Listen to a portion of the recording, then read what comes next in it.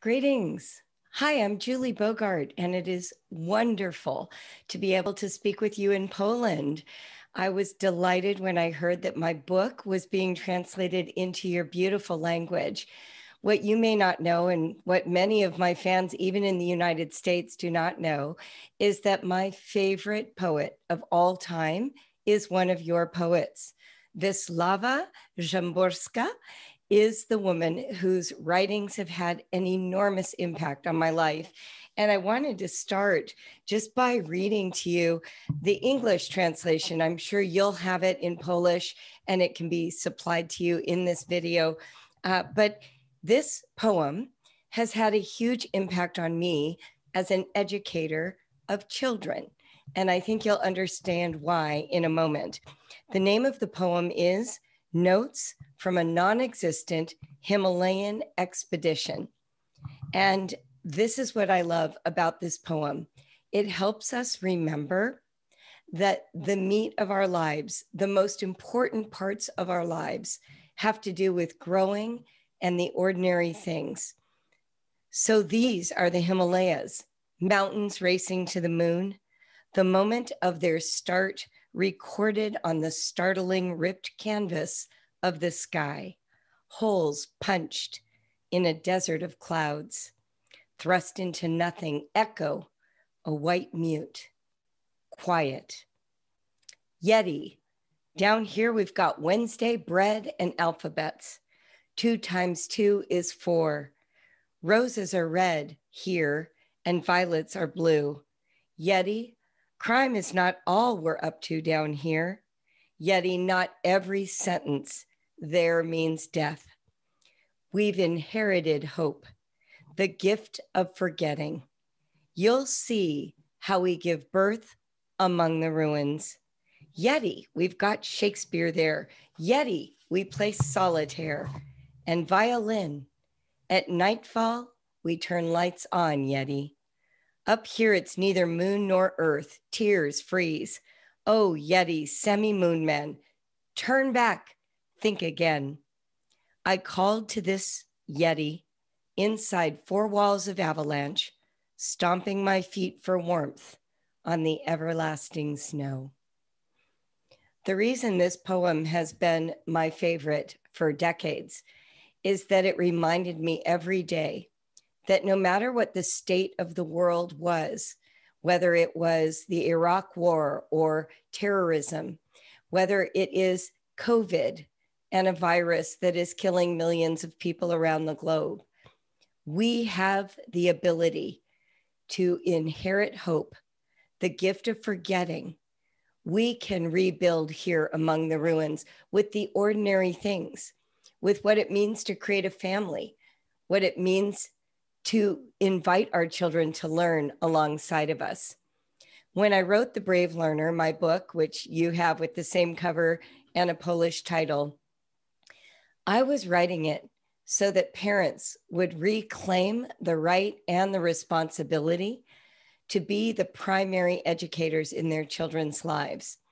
And I know that right now, around the world, so many schools are closed, and parents who never had the dream of being those teachers are now confronted with the challenges that are part of being a homeschooling parent. So I wanted to give you 3 tips that will help you feel more successful in that task if you're brand new to it, whether your children are 5 years old or 15. So the first tip is this: you are bringing education into a home. This is not a school. It's not a building. There isn't an official schedule. Your children know that even if you create a schedule, it's not real. It is merely your attempt to reproduce what's happening normally in a school building. But instead, what I invite you to consider is that the properties of home can support the learning and education you want for your children. So whether or not you have textbooks available, whether or not you've been given curriculum by your school, the primary thing to understand is for each subject, whether it's math or writing or reading or history, when you think about how to deliver that information to your children, harness the properties of home. Make a pot of tea, light a candle, cuddle up in a blanket, put your arm around a struggling child, make hot chocolate. That's something we drink in the States that feels like a big treat. Offer a snack.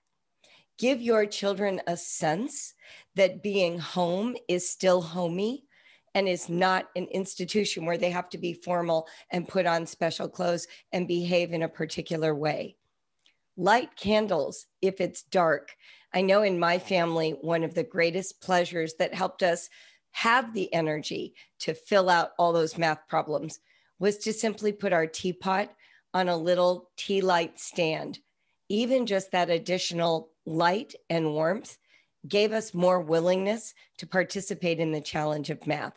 So the first tip is remember that you're home and offer extra sleep, extra food, extra coziness. Make your home a place your children want to be and allow the lessons to be a part of that atmosphere. You might tuck a child into the corner of your couch, your sofa, with a blanket and let them pet the cat while they're doing their spelling worksheet. Think about ways to harness the home in service of learning. My second tip is that your children, if they are at home with you, are not in school with 30 other kids and one teacher.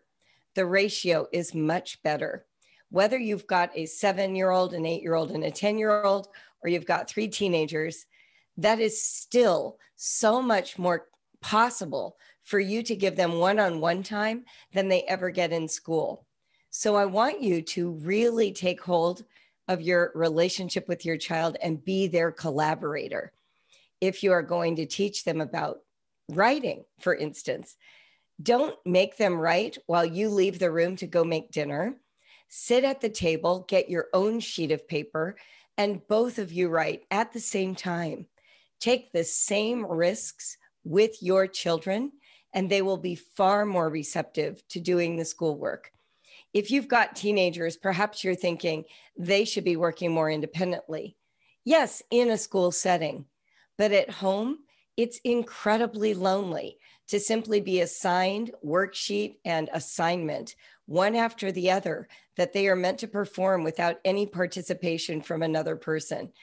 If you can participate with your child, collaborate, have conversations, share the load of writing and math and history, be that person who gives your child companionship, they will participate at a much higher level.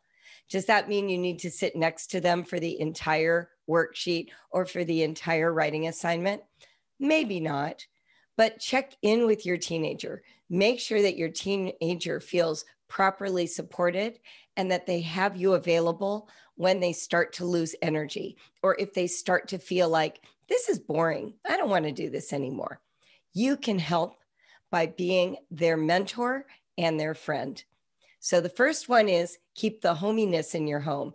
The second one is be your child's partner in learning. And finally, the third one is do research. Give yourself the best chance to be good at home education by being a part of your child's learning adventure, by embarking on your own learning adventure. Read my book and make sure that you do research online. You can follow me on Instagram if you speak English, but I highly recommend learning about learning, not school, but what it means for a child to take in information and to make it their own. You can do this. There's a ton available on the internet. If you need help from Brave Writer, my company, feel free to reach out. I know that we are an English-speaking company, but we can use Google Translate and try and help you. The goal has to be recognizing that this moment is one of those crises that Wisława Szymborska told us about. But we can give birth among the ruins. All you need to do is have a willingness to learn alongside your children, to be willing to admit that you don't know yet, but to stay interested in the ABCs, Shakespeare, chess, knitting, making good food, reading beautiful poetry, and turning your home into a place where learning is a natural part of your family life. I'm rooting for you. Keep going. I'm Julie Bogart. My book is The Brave Learner. Good luck.